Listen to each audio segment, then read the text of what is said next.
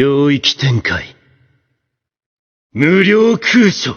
What's up, YouTube? It's your boy Spectro here, and today I want to talk to you guys about Final Fantasy VII Rebirth and what my thoughts on it. And there's a specific character I would like to get kind of deep into in this video, but for right now, let's keep it about the characters been going on in this game as a whole. This game is very interesting, honestly. It got me a new perspective of the characters of Final Fantasy VII and the world of Final Fantasy VII. Just learning how these characters operate, how they get along, what they do, and how they move in this world. It's interesting, and I like how these characters are explored upon, and especially their past with Barret, Kate, Sif, I think that's how you say his name. And then you also have Tifa, and you have Aerith, and then you have Nanaki, and then you also have Yuffie. You know, got quite the rad-tad team of people that's working together right now, and how everything is coming together.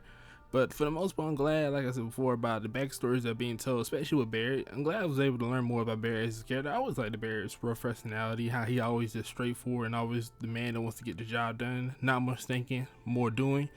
You know, even though that can be a very flawed trait of his, because that can lead to him having a lot of trouble, you know, leading to a lot of situations that are not in his favor. But for the most part, his heart is always in the right place. And Barret's story was something that I didn't expect to see in the Final Fantasy VII Rebirth, but I'm glad I did, and see how it all came to be with Dyne, his wife, and how it all really came to unfold, and why Barret is the person he is as we know him in the first game. And we learned so much about these characters in the group. You got Nanaki as well. We can get the Cosmo Canyon and learn where he came from and how he ended up in the situation he was in to begin with. And then you have the character of Yuffie. As if you play the DLC, you kind of know her story already.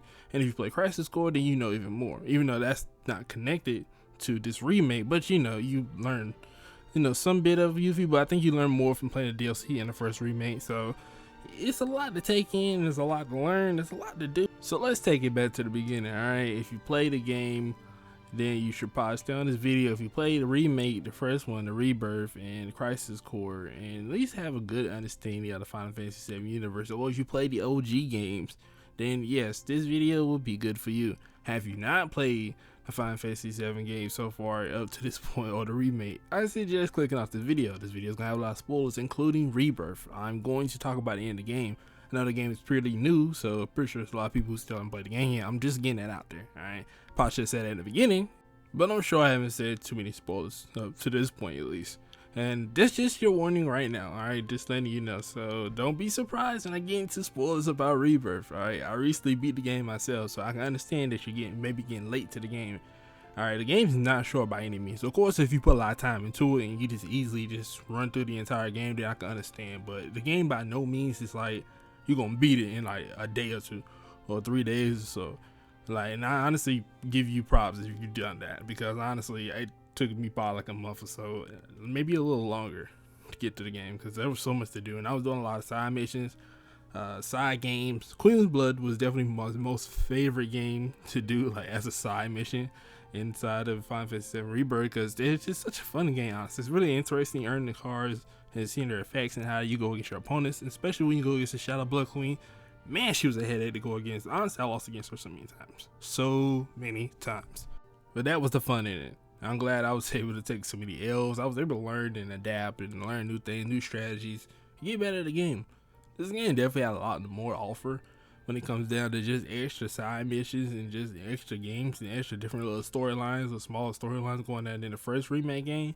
Now, that's not to say much, because honestly, I don't remember doing too much when it comes to side missions inside the first remake. I played through the main story, but I don't remember doing many side missions. Honestly, before I decided to even do this video, I was trying to go back and find my own. I archive a lot of my old gameplay footage. A lot of playthroughs you guys see me through, I archive them. I keep them just in case for videos like these. I go back and I could go see and try to remember, but I couldn't find my Final Fantasy VII remake video. I know I have them somewhere, but it's all good. Alright, I was able to go back and look in Rebirth and just looked at the little recap thing, and I think that was pretty good enough for me for now to get my memories back. Kind of refresh what happened in the first game, because the span between me playing the first remake and then this game here is kind of long, honestly. I can't remember, probably like a good year or two at this point. But it's been a good little while, and I want to refresh my memory, because in this game, most of the group's backstory is told. Alright, you get to learn a lot more about Barret, Nanaki, You learn more about Yuffie, you learn more about Aerith, Tifa, and Cloud. Right? Everybody's story is explained upon and also explored upon a lot more as we go along and through the game. But my favorite from the so far was definitely backstory with Nanaki's, and just for the voice change. I ain't gonna lie, guys, the voice change is just so fucking hilarious to me, honestly. I never would have expected that he was just hiding his voice like that to make himself sound so much more mature. And honestly, he had me fooled. I'm not gonna deny that. That genuinely, like, it's the way he just switched up and he was just all excited when he got back to Cosmo Canyon. He was like, "Hey guys, I haven't seen you guys in like so long." And I'm like, "Bro, like, who is this? Like, this is not Red. Who is this person?" Like, and like, I'm glad that Red was so happy to get back, and he was just happy to get back home and finally feel reunited with his family once again. And then we also had the story of Barrett and then what happened at his hometown. As we saw, we get to his hometown, he was not very welcome. The first thing that happens to him as soon as he get there is a drink is poured upon his head. That is the first sign that tells us that things are not good for Barrett at all. As we go along, we find out that Barrett and his best friend at the time, dying, will make a decision that would lead to a very terrible fate for everyone in basically Barrett's hometown. And also, Barrett didn't intentionally meant for that to happen. It was definitely an accident. Things went wrong because the reactors weren't made properly. The reactors were always having issues anyway, and they were just using these towns as experiments for these reactors, and these reactors would mess up, and so there would be no evidence or people who could come back and, you know, sue Shinra for or try to say that they did this and did that to them. They would just basically destroy villages and basically get rid of them, get rid of all the evidence. And it was very a cruel method what Shinra done. So it's understandable why the group hates Shinra the way they do. For every backstory we learn about Yuffie, Barris, Red, or Nanaki's, it's like it's always connected back to Shinra. It always goes back to Shinra in some way or some fashion. Shinra has gotten involved in their lives and ruined their lives and just changed it for the worse. All of them were living happy lives and they were ripped from that life because of Shinra. And like, honestly, you truly learn how Shinra is just a terrible, terrible company. Like, this place is honestly just a terrible place, and you learn that in the first remake, but you learn just how bad they really are in Rebirth, and just how much the group really hates them because of what they done to them and how much pain they cause. And they don't feel no remorse. They just keep on pushing the engine, keep going forward like nothing's going on. But for the most part, the most emotional one I definitely feel is Barrett's, because I felt the pain of Barrett when he had to go against Dyne, and going against his own best friend had to take him out, because all Dyne wanted to do was get revenge for what he lost. And understanding that is that Barrett didn't want him to go down that path, but it was too late. Alright, there was too much pain, too much loss at this point for anything to really be changed about it. And honestly, it was painful for me to see Barrett hold Dyne in his arms like that and just honestly go through that sort of pain. I felt guilty. I felt like I lost the best friend watching Barrett go through that pain. And it's honestly saying a lot for me to feel that emotional connection to Barrett. And that's the same for Yuffie, Nanaki, and just the whole group in general. But for the next person I want to talk about is honestly something much deeper, alright? Now, of course, we have Aerith, and we have Tifa, and we have Cloud. Man, these three are something else, I tell you. For the most part, in the game when I was playing through, I honestly paid a lot of attention to Aerith's and Cloud's relationship just to see how things were going, but things ended up in a way that I never expected them to end up in. Because honestly, when it came to be, I thought they were going to progress in their relationship a lot faster than they did, but it seemed like it'd be a more of a slow burn than I thought, because things were much more slowly, which is okay. I was not against that. But what I didn't pay attention much to is to Tifa, not until like the middle of the game. It wasn't really to this part here, when I was really paying attention to much more of everybody's reactions, and this is where I really started focusing more, zooming in on Tifa's, just point of view of everything, because once I started realizing something, Tifa has been bearing a lot. She's been holding back a lot.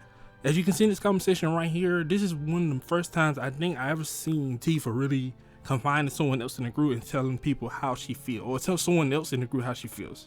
Which is what I consider kind of strange, because at first I was wondering why Tifa was not correcting Cloud when he was telling the story of Nibelheim in the beginning of the game.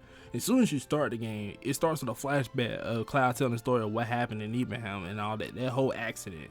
But the thing was, there was a lot wrong with that story, and Tifa knew there was a lot wrong with that story. So I was very wondering why Tifa didn't tell anyone else in the group or to correct Cloud about the whole situation. Now, at first, I had thought wondering, like, did she have any ill intentions by doing this? But I find it hard to believe that Tifa really have any ill intentions, especially considering the events of the first game. She always looked out for Cloud. She always cared for Cloud. So there's no way she had any ill intentions by not bringing this up. And of course, as you are seeing right now, we're going to enter the conversation that will basically start everything, that basically will start to realize why, and make me realize why Tifa didn't say anything during that conversation when Cloud's basically explaining it to everybody in the group. Everybody listened very intently, you know, and making sure they got every information down. They wanted to know the whole story so they can understand who the opponent they're going to get Sephiroth. But Tifa was kind of like, she was listening, but she's like, something's wrong. Now, I think what it really came down to is that I think Tifa felt that Cloud's memories were messed up, or either her memories were messed up. And when I say that I think she felt that her memories were messed up, is that Tifa has shown that she's not very confident in herself. And that's honestly something that I didn't pay attention to her as a character in the first game. But I noticed that a lot in this game. A lot, honestly. She's not very confident in things she does. But she has her moments though. She has some moments where she does show she can be confident and she can make forward decisions, that she also can be blunt when need to be. Tifa will confront Cloud in this conversation right here, asking him about the events that happened 5 years ago in Nibelheim. But Cloud, being Cloud at the time, and he is not mentally in a good place at all, people. If you guys have not noticed, Cloud is everywhere. All right, let's put it like that. Mentally, state-wise, he's in the worst place possible. And Tifa would realize this very quickly in this conversation. Tifa would take the forward approach and asking Cloud where has he been the last 5 years, and trying to figure out the pieces of whether or not is her memory faulty or is it Cloud's memory that's faulty. I'm pretty sure that Tifa believes truly that her memory is not the one that's wrong, is that it's Cloud. But as this conversation continues, she will realize that the more she tries to push to find out the truth from Cloud, she realizes she's doing more damage. Tifa always knew that Cloud has been acting weird or different from what she remembers of Cloud being. But this is the moment where Tifa gains the confidence and really understands that this time she wants to find out the truth. She wants to understand what it is that's going through Cloud's mind. And then when she starts to tell Cloud how she remembers what happened in Nibelheim, she was wondering how Cloud's going to react to this information. As you can see here, Cloud is kind of just sitting here listening, but you can also still tell Cloud is not believing what she's saying either, because he feels like that where his memories lie and her memories lie are two different places. Now he's trying to figure out, every time she says something about the truth, Cloud, as you can see just a while ago, he had a headache, and now he's like a different person once again, saying I can't tell you that, because all of a sudden once again he just shifts in personality. Cloud is very consistent and very inconsistent when it comes down to what he can and cannot remember. I trust me, I know. I've seen it happen through the entire game.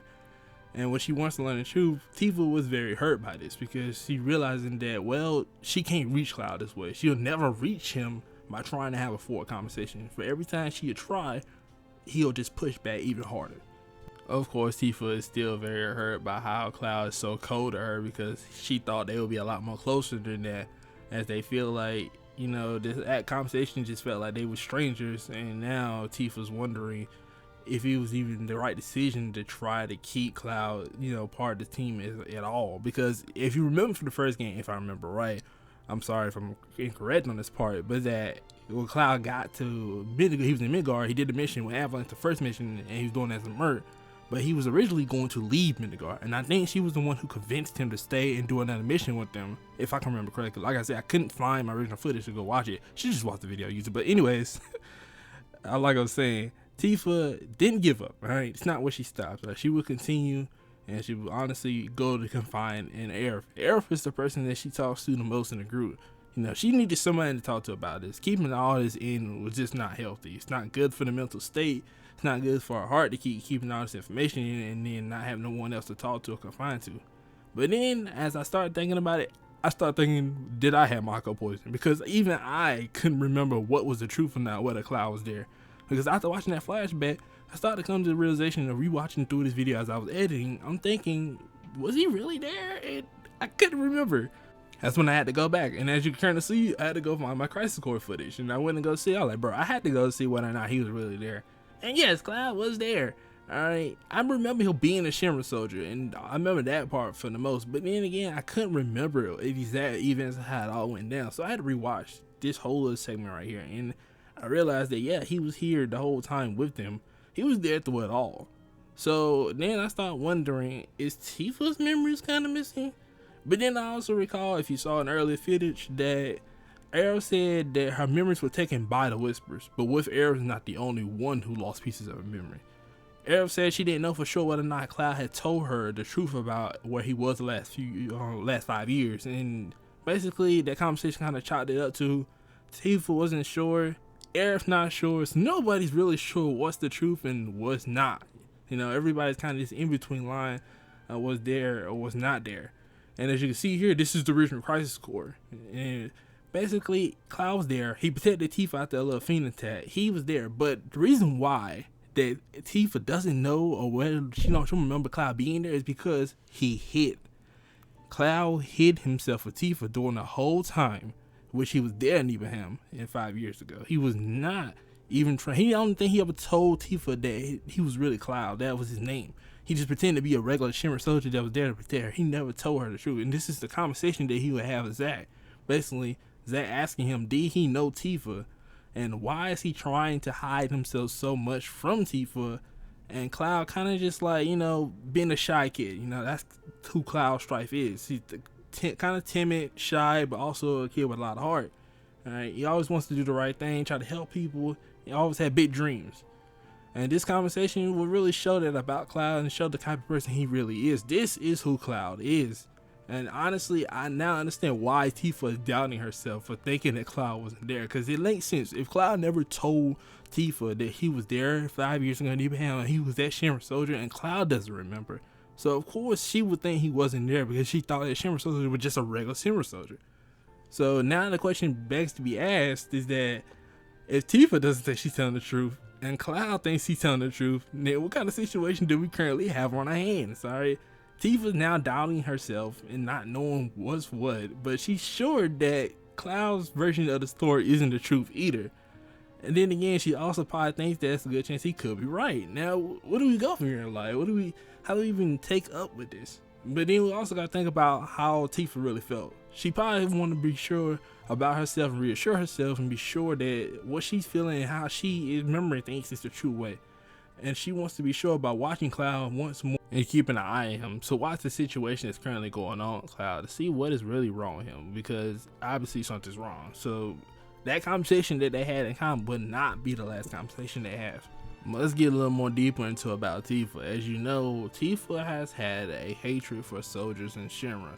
She may not even remember it all the way properly, but this event right here will solidify her hatred for Shinra, soldiers, Sephiroth, all of it. She truly hated them. There's even this scene in this game where she literally says, I hate soldiers and I hate Shinra and I hate just all of them in general. And I don't think I added that part to the video, honestly, guys. My bad. I think I kind of forgot about it. But anyways, Sephiroth here is obviously looking at Genova. And this is from Crisis Core Reunion. So this is how it all originally went down. Cloud picks up the sword. Sephiroth is standing before what's he learned about Genova. And if you don't know how he learned, the person who told Sephiroth was Genesis. And that is a whole nother subject, alright? You guys know about Genesis. Genesis is basically the original Sephiroth. He was like the prototype version, and Sephiroth is the perfected version. And Genesis told him looking for Sephiroth's help because he has perfect genes, and basically summarize that up very quickly. He was basically looking for him to use his genes to be ejected inside Genesis so he can start degrading. But here, you know, after Sephiroth went mad and learned the truth and everything, and Cloud finally takes off his helmet, but Tifa doesn't know this. She still doesn't know that Cloud was there all those years ago, because he didn't take his helmet off till after she was hurt, and he finally picks up the Buster Sword that she just saw a while ago for the first time and stabs Sephiroth with the Buster Sword. And that's the first time he ever wielded the Buster Sword as well, and this would be the first time that Sephiroth and Cloud would, you know, confront each other. Well, second time they confront each other, and they finally, you know, this is where the rivalry started. This is where it all truly started. This is how it all really went down. And I honestly had to go back and look through this, and I need you guys to see this too, so we can all know what the OG and what the original story of how this all went down, because it's been a while since I played Crisis Core. It's been years, probably like 3 years or so since I played that game. And keeping all that in mind, it's like maybe 2 years, depending on when it came out. I can't remember exactly when Reunion came out, but it's been a while, alright? So when I heard the remakes, like version of the story, backstory here, I got kind of confused, and I'm thinking, and I'm like, something's not adding up. I'm forgetting something at this point. And honestly, I'm getting confused by all these different versions of the story that everybody's telling. I don't know who's telling the truth, and I need to know the truth. And here we are with the truth of how it all went down. Now, Cloud almost lost this battle, but you know, Cloud has amazing willpower. He's not the type to give up, not even in the most dire situations. Cloud will always come through, and he always came through in the end. And just in this battle, he will come through. As he grabs the sword, he picks Sephiroth up and he throws him. And that was supposed to be the end of Sephiroth. Supposed to be the end of him. But as we all know, that is not the end of him. In fact, this would just be only the beginning of the story of Sephiroth. And basically after that, we get back to modern day, alright? We get to the next conversation that's had between Cloud and Tifa, which is where we get the Junon region. If you don't know where this happens, it's in the Junon region, alright? This is after you save Yuffie and that whole situation, and Tifa's taking a different approach with Cloud. Tifa wants to see just how much Cloud really knows. So instead of just being blunt about the whole situation, she decides to do something that honestly I have to say was not a good idea. While I understand her reasons and I don't blame her for trying, it's a different approach, but not a good one. She tries to test Cloud, asking him a lot of different questions and trying to like pick his brain to see what he knows and what he doesn't, and see who he remembers and who he doesn't remember, or how he remembers certain things. And she's comparing it with her own memory just to test things and see what's real and what's not. Now, I could be wrong about Tifa doubting her own memories or whether or not she feels that her memories are the true memories. I think she does feel like those memories are her true memories, but then again, she's not all that confident about it. I say she feels probably like 90% sure that her memories are the real ones and that Cloud's are the fakes.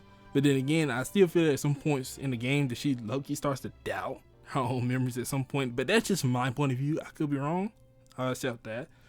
But as we see in this conversation, that Tifa is just, talking aloud, telling him a little story about how things were back then, asking him about small things. Of course, Cloud is kind of indifferent, and he's probably kind of wondering why is Tifa asking him such things out of the blue. It's kind of randomly asking about some kind of random. What she asked him about was about some kind of kid that they knew from back then, and it was like Cloud's kind of just like, why would you ask me about that randomly? It's kind of random question, just to be asking that. And then Cloud quickly, he's not dumb, alright? Cloud's not in the best mental state, don't get me wrong. Cloud's not dumb. It wouldn't take him long to realize what Tifa's doing, and she's trying to pick his brain and basically testing him on what he knows and what he doesn't. As you can see, Cloud basically says, is this another test? And Tifa feeling very guilty about it. Of course, Tifa doesn't enjoy doing these sort of things to her friends and people she cares about. She don't like testing people or trying to see what they knows or being manipulative for somebody, because the reason why I bring this up is that as I finished the game, I decided to go take a peek into the community and see what's going on in the situation. I come to the realization that a lot of people are blaming Tifa for what happened with Cloud and why she didn't tell him the truth. But do understand, people, it's for good reason. Telling Cloud the truth in this situation wouldn't have done him no favors. You don't tell a crazy person that they're crazy, alright? That's not gonna help the situation at all. That doesn't do anything for them, alright? Your best bet is to try to take a more subtle approach. You should just be more, shy about it. Kind of like, if anything feels wrong, just let me know. If you feel like you're, feeling any type of way, just let me know about it. You ain't gotta say nothing too crazy. But as we know, Tifa has always been very, very not confident with a lot of situations, and this mission right here in Costa del Sol basically proves what is Tifa's greatest flaw, and that is always trying to please other people. This girl was bluntly, and I mean bluntly, hating on Tifa. Like, it couldn't be more obvious. She genuinely was saying some crazy ass shit to her. Like, even Air had to say, you do not have to help this girl. The way she was talking to Tifa was crazy. And at the end, Tifa was still willing to help her. While I think that's admirable of her to do so, I think it's not a good trait to have. Because it only told me one thing about Tifa, is that She didn't want to be hated by the girl. That's what it came down to. When she realized she was hated by the girl, she was trying to do anything she could to please her and basically make her like her. They seek that validation, and seeking that validation is something that it's not something no one should want to do. All right, it's not something that anyone should have to do. You shouldn't have to seek validation from other people to feel good about yourself. That's not a good trait to have at all. That is a flaw. All right, and I don't know what else to tell you about that. That's a flaw. All right. I've known people who have done that, and it's done more damage to you as a person than it ever will to anyone else, because there are always going to be people in the world who just don't like you. You just need to accept that and move on. Trying to please everyone will only destroy yourself in the end, because Tifa accepted this mission trying to please that girl.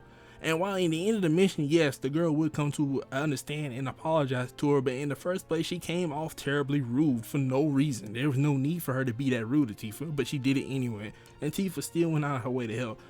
It's not a good trait. Just get it at that. I know some people may feel like Tifa's a great person, and yes, she is a good person, but still, it's like, damn, allowing someone to disrespect her like that is crazy work, honestly. You should definitely never allow someone to disrespect you like that. You should honestly always stand up for yourself, especially in a situation like that. You shouldn't be trying to please someone else and seek their validation, but that's just because Tifa's not a very confident person, and that is made very apparent because it's just throughout the story there's been multiple occasions where Tifa is kind of on the, I don't know if I should do this, I don't know if I should say this, I don't know how I should approach this, I don't think it's a good idea. She always trying to be in the center. She wants to be in a position where she feels that no one gets hurt, but there's always going to be a case where you encounter a situation where someone or some people might not like what you have to say.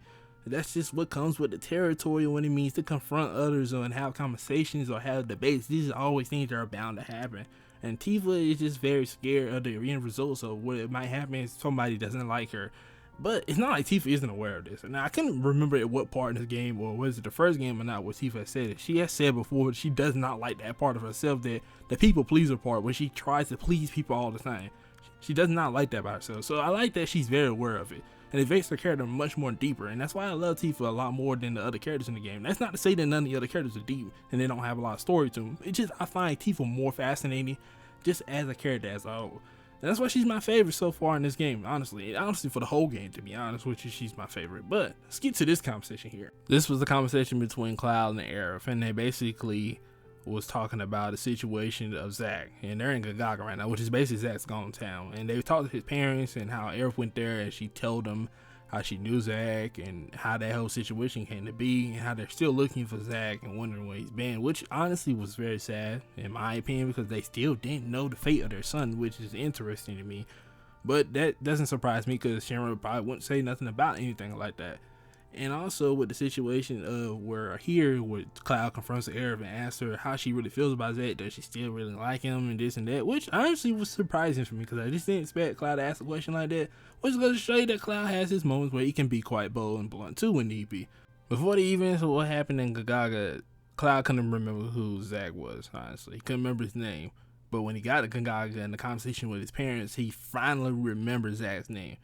And this is right here is another conversation in Tifa. She has this conversation with Aerith, right? And also, if I didn't mention this before, which I don't think I have, is that Tifa has told Aerith everything about what she's been suspecting of Cloud and his episodes, and basically what's going on, how he's acting very strange and weird, and how he's basically not like himself. Tifa has told Aerith everything. So if anybody feels like that Tifa should have told Cloud the truth, then Aerith is pretty much kind of by association, well, she's just as guilty, honestly. She knew the truth as well.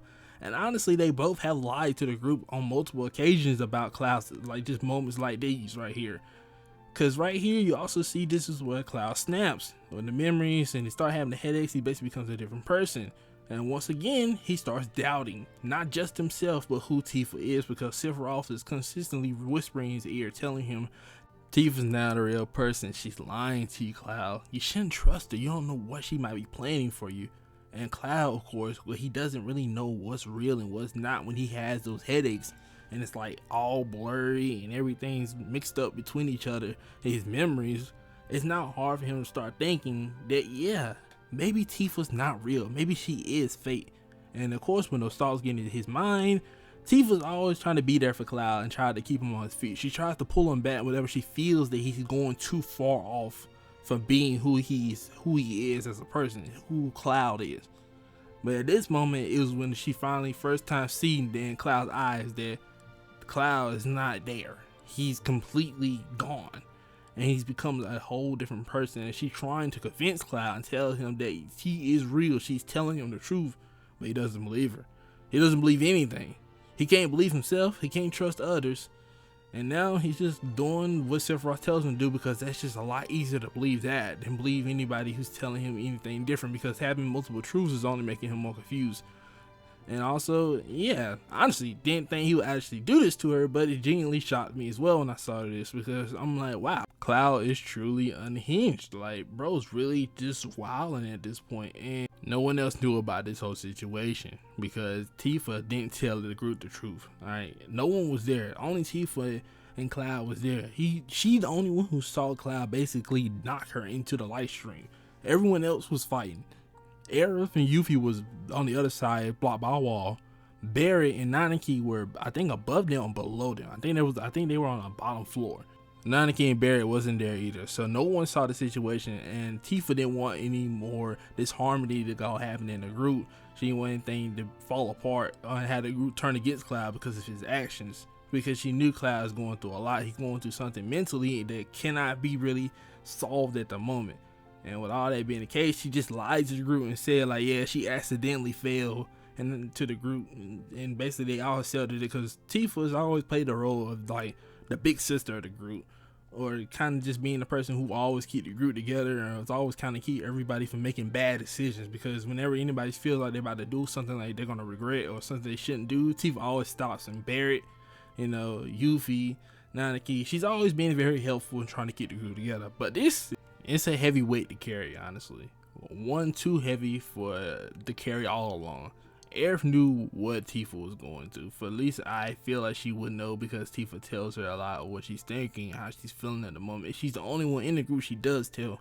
And it's kind of really sad in its own way, because Tifa doesn't tell the rest of the group, not because she can't trust him. It's because that she doesn't really know for sure what exactly is wrong with Cloud herself. She's still trying to assess and find that out herself. So telling the group information like that without fully understanding what is wrong with Cloud, it won't help anything. In fact, it will only probably create more disharmony in the group.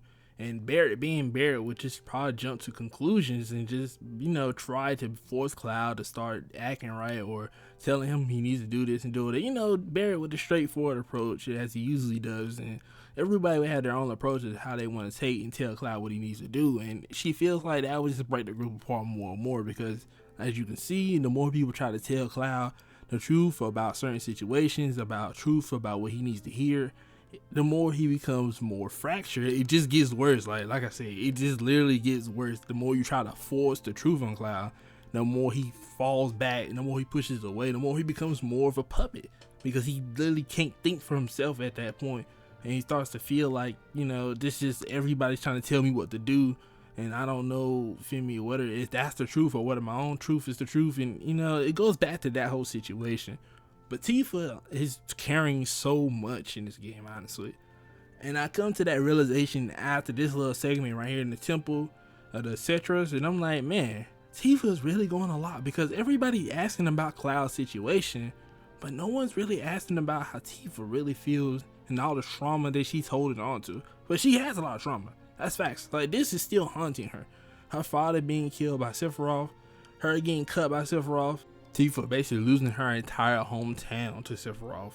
And it's not even stopped with that. When she lost her mother at a very early age, that's not doing her no favors either. There is a lot for the unpackage for Tifa, honestly, because it's like, how much more trauma can she keep holding on to? How much longer can she keep fighting this good fight for everyone in the group? How much longer can she continue to be the glue that holds the group together? And it's not to say they can't cooperate without Tifa, but as we can all see, it doesn't take long for the group to start getting to, you know, minor arguments, because they start reaching a difference in opinions of how to approach certain situations, because Cloud will be Cloud. And Tifa is like, she's doing her best. She's doing her best. And that's all. Just get to this part, alright? So I also want to talk about Aerith for a bit. Right? How Aerith is also suffering as well, as she's trying to help Cloud. They're both really trying to help Cloud. This is another situation of Cloud having an episode. The rest of the group does not know about this. And I think this is very intentional, alright? This is very, very intentional for this to be happening. that every time Cloud has an episode, it's only Tifa or Aerith or both of them together see it, because he blatantly hands Sephiroth the black material. No one else in the group sees this though, because let's be honest, if anybody else in the group had saw this, they wouldn't know. They wouldn't even trust Cloud. Would you trust Cloud after he gave the material, black material, to Sephiroth? Would you trust Cloud after he had cut down Tifa and made her fall into a live stream? Would you trust Cloud after all the other things he's done up to this point? I think it's in good interest of the group that they don't know that what he's really been doing this entire time. It's bad. Like, it's getting worse too. At this point in the game, Cloud is so far gone. He's so far gone, like in a way that no one could ever expect. Cloud is just at this point, he'll do anything Sephiroth tell him to do. Look, he has black material in his hand and he literally walks up to him like a good puppet and hands it to him. Like, I honestly don't know what you guys honestly expect from Cloud at this point. He's so far gone at this point. I didn't think he was gonna come back. Because what do you expect from Cloud, who hands the enemy the very thing he needs? You know how deep and gone you have to be gone mentally to do something like that? And then we reach this part. This is why I realized truly that Tifa suffering is nowhere near over. Like, she's gonna have to go through so much in part 3. So much. She no longer has Aerith to talk to. Aerith's gone. She has no one to confide to or talk to anymore. She's grieving and also still worrying about Cloud's situation, because Cloud is not cured by any music. We see this in the end of the game. Cloud picks up and he looks at the marble that Aerith had gave him, and he also realizes that he also has the black material. Now, how did he come in possession of the black material? I have no idea, honestly. I don't remember at what point did he get the black material, but I had to guess Sephiroth gave it to him in some way during that fight or at some point. And yeah, he had a headache once again, and he just switched personalities again. It's not over. It's not over by any means. And Tifa was now gonna be the only one who knows this situation going on with Cloud, but she's not gonna say anything because she doesn't want the group to turn against Cloud. She don't want the group to start hating him. But I feel like, honestly, and this is just my opinion of the whole situation, is that this is eventually gonna have to be told to the rest of the group. It has to be known what Cloud's situation is and how they're gonna deal with it, because she needs to say something before it's too late. And I feel like it's going to become too late very soon if she don't say nothing. But I understand that Tifa's gonna have to go through a lot. She is, and I feel like she's gonna have to tell somebody. I'm not sure in the group who she's gonna choose. In my opinion, I just think it's gonna be probably Nanaki that she's gonna choose and tell the truth to.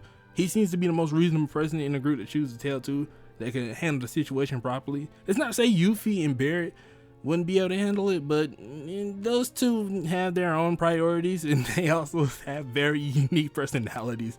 So I feel like the closest person who would be more reasonable about the situation and be willing to help, it will most likely be Nanaki. But Tifa's most greatest fear right now is that she's lied to the group so much that it's at the point where I don't think she knows whether she should tell them or not, because she's probably truly afraid that the group would hate her for lying to them so much about Cloud's situation and about how bad things have gotten, and she feels that they're all gonna blame Cloud for everything, and she doesn't want that to happen. So there's a lot to consider and a lot to think about. But I hope at the end of the day that Tifa does ask them for help, because I know at the end of the day they're not gonna just sit there and leave her to bear that weight all alone. There's no way they're gonna leave her like that. But with all that being said, folks, thanks for watching. I hope you guys enjoyed the video. Like the video, decide the video. Tell me what you think, comment section below, and what is your opinion of Cloud, Tifa, and Aerith's relationship, and how do you think they should have handled the situation with his mental state and them not telling the group the truth about how far gone Cloud really is right now. I'm Spatro, and I'll catch you guys next time. See ya. Just promise me one thing. When we're older and you're a famous soldier, if I'm ever trapped or in trouble, promise you'll come and save me. Huh? That's what heroes do. They save people. Please? Just once.